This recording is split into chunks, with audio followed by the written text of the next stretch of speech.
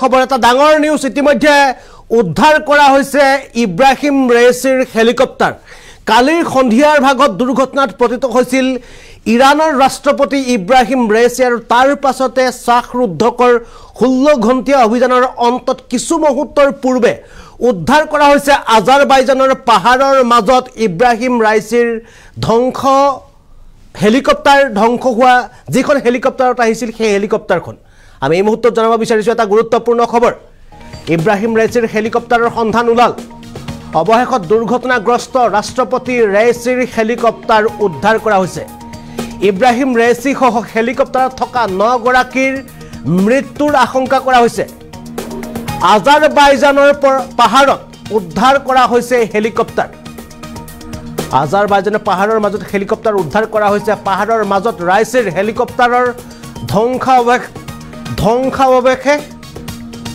উদ্ধাৰ কৰা হৈছে উদ্ধাৰকাৰী দলৰ মতে দুৰ্ঘটনাত কোনো লোক জীয়াই থকাৰ আশা শূন্য দেওবাৰে বিয়লি 7:30 দুৰ্ঘটনাত পতিত হৈছিল ৰাইচিৰ হেলিকপ্টাৰ সম্পূৰ্ণ নিশা ৰাইচিৰ হেলিকপ্টাৰ বিচাৰি চলাইছিল অভিযান সমগ্ৰ নিশা অভিযান চলাইছিল আৰু হেলিকপ্টাৰখনৰ ৰাষ্ট্ৰপতিৰ সৈতে আছিল বৈদেশিক মন্ত্ৰী আমিৰ আব্দুল্লাহিয়ান ইৰানৰ বৈদেশিক মন্ত্ৰী আমুল আব্দুল্লাহ হিৰানো আছিল অৱশেষত সন্ধান ওলাল দুৰ্ঘটনাগ্ৰস্ত ইৰানৰ ৰাষ্ট্ৰপতি ইব্ৰাহিম ৰাইচিৰ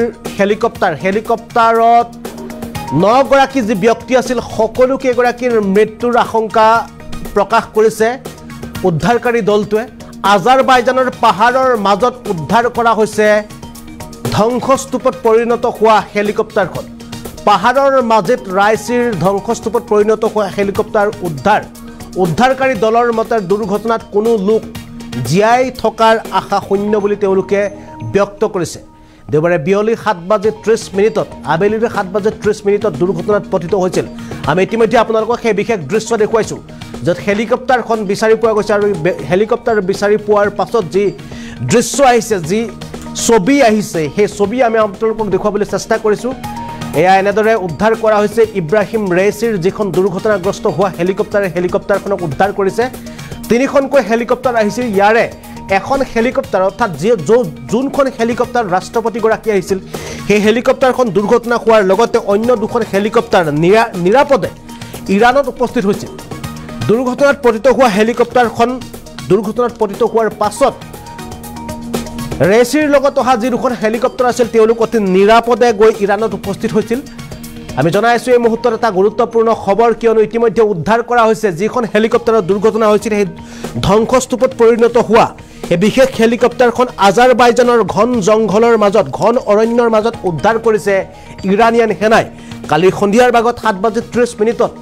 আজাৰবাইজানৰ পূব আজাৰবাইজানৰ ঘন জংঘলৰ মাজত দুৰ্ঘটনাত পতিত হৈছিল ইৰানৰ ৰাষ্ট্ৰপতি ইব্ৰাহিম ৰাইচিৰ হেলিকপ্টাৰ আৰু ইয়াৰ পাছতে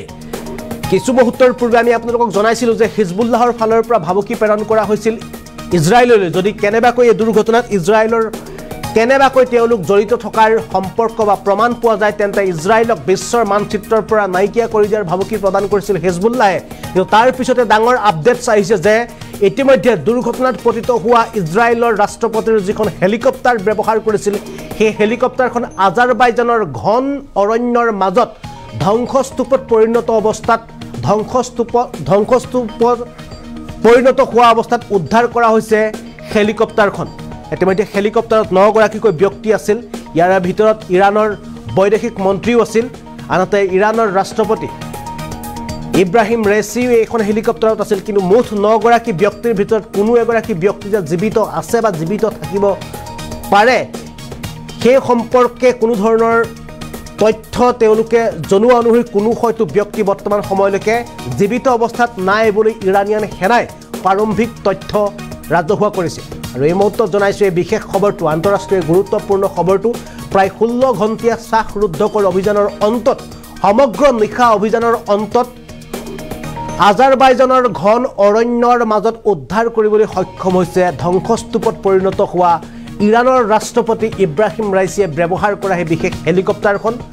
আৰু লগতে যি 9 গৰাকী ব্যক্তি আছিল সেই 9 গৰাকী ব্যক্তিৰ এজনো জীৱিত অৱস্থাত নথকাৰ আশংকা প্ৰকাশ কৰিছে ইৰানিয়ান সেনাই।